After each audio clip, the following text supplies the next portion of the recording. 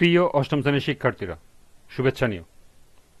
আজকে আমি তোমাদের বাংলা বিষয়ের নতুন বই সাহিত্য কণিকা থেকে কবিতা সপ্তম অধ্যায় নারী এর 105 পৃষ্ঠা থেকে সৃজনশীল প্রশ্ন 1 সমাধান করে দেব।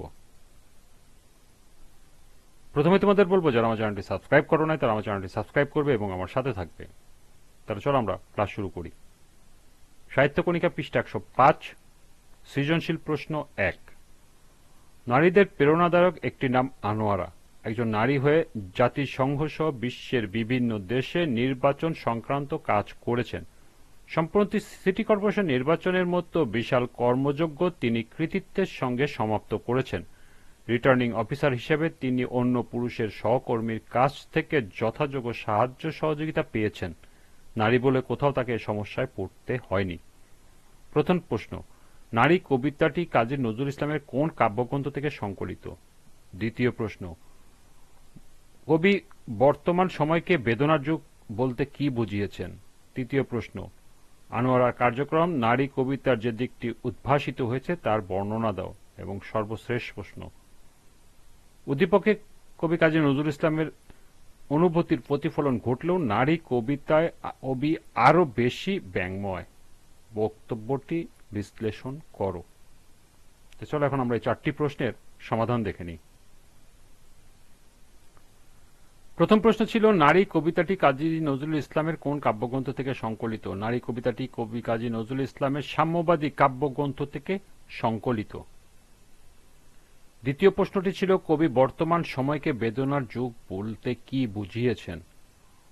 বর্তমান সময়েও নারীকে যথাযথ মূল্যায়ন না করার জন্য বর্তমান সময়কে কবি বেদনার যুগ বলেছেন। এমন একটা সময় ছিল যখন নারীরা ছিল অবরোধবাসিনী এবং নারীদের সাথে দাসীর মতো আচরণ করা হতো। তবে সে যুগ অনেকদিন আগে শেষ হলেও কর্তৃত্বহীন সংকীর্ণমনা পুরুষদের মানসিক অবস্থার কারণে শিক্ষা ও সচেতনতার এই যুগেও নারীর সমাজের যথার্থ মূল্যায়ন হয়নি। তারা এখনো, দুঃখিত আমি আবার বলছি, তারা এখনো নির্যাতিত ও অবহেলিত। বর্তমান যুগেও নারীরা শত অত্যাচার মুখ বুজে সহ্য করে পুরুষের পাশাপাশি সমানতালে অবদান রেখে চললেও আমাদের সংকীর্ণমনা পুরুষের সমাজের কাছে এটা খুবই বেদনাদায়ক। তাদের এই দুরবস্থা দেখেই কবি এই যুগকে বেদনার যুগ বলেছেন। তৃতীয় প্রশ্ন ছিল, আনোয়ারার কার্যক্রমে নারী কবিতার যে দিকটি উদ্ভাসিত হয়েছে তার বর্ণনা দাও। আনোয়ারার কার্যক্রমে নারী কবিতায় বর্ণিত নারী পুরুষের পাশাপাশি অবস্থান ও অবদানের দিকটি ফুটে উঠেছে।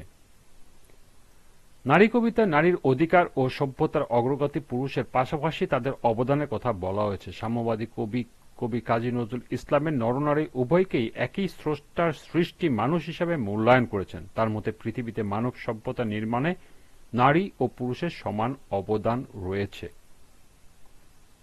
উদ্দীপকে আনোয়ারার কার্যক্রমে নারী কবিতায় এই দিকটিও ফুটে উঠেছে। তিনি জাতিসংঘ সহ বিশ্বের নানা দেশের নির্বাচন সংক্রান্ত সকল কাজ কৃতিত্বের সঙ্গে সম্পন্ন করেছেন। রিটার্নিং অফিসার হিসেবে নির্বাচনের গুরুদায়িত্ব পালন করেছেন। বাংলাদেশে এ কাজে সহযোগিতা পেয়েছেন পুরুষ সহকর্মীদের কাছ থেকে আশানুরূপভাবে।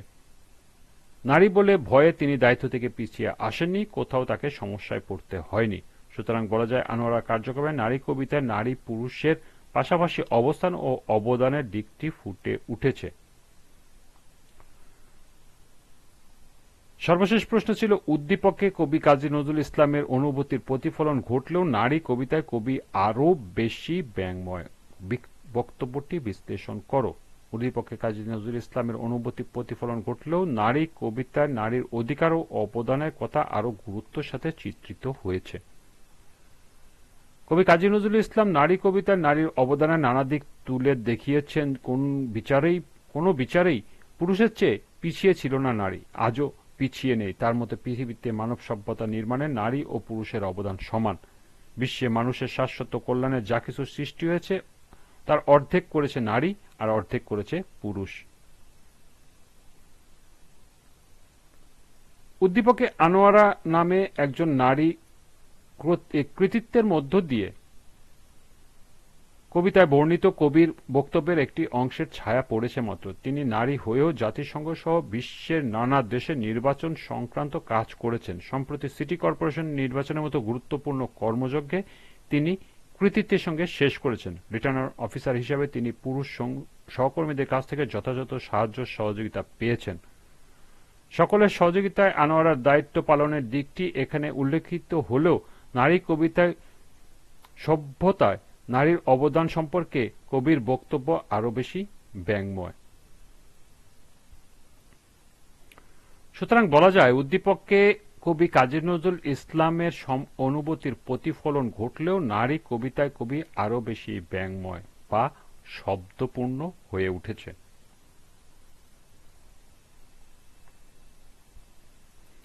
এ ছিল কর্ম অনুশীলন 1 এর সমাধান। আজকের ক্লাসটি এ পর্যন্তই।